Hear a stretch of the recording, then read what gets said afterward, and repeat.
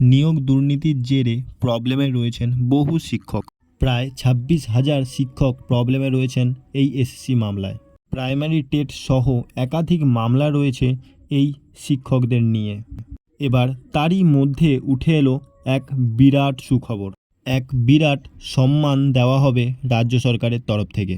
ইতিমধ্যেই এই নিয়ে বিজ্ঞপ্তি জারি করেছেন স্কুল শিক্ষা কমিশন, যার দ্বারা শিক্ষকদের আবেদন করার জন্য আমন্ত্রণ জানিয়েছেন।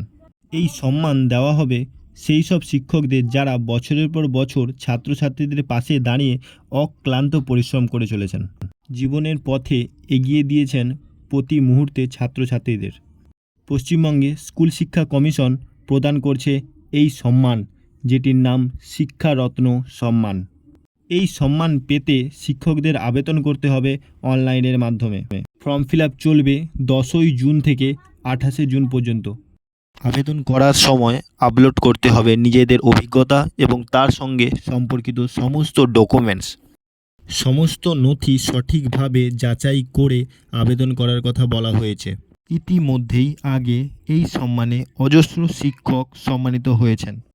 প্রতি বছর স্কুল শিক্ষা কমিশন এই সম্মান দিয়ে থাকেন এবং অজস্র শিক্ষক এই সম্মানে সম্মানিত হন প্রতি বছরেই।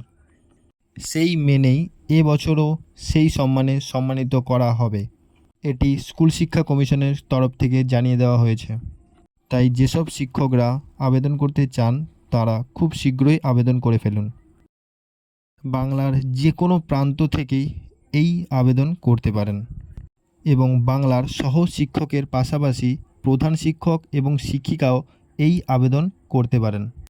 তবে এর আগে একবার যারা এই সম্মানে সম্মানিত হয়েছেন তারা আর আবেদন করতে পারিবেন না, এবং যারা আবেদন করবেন ভেবেছেন ডেসক্রিপশানে লিঙ্ক দেওয়া আছে, গিয়ে আবেদন করে আসতে পারেন।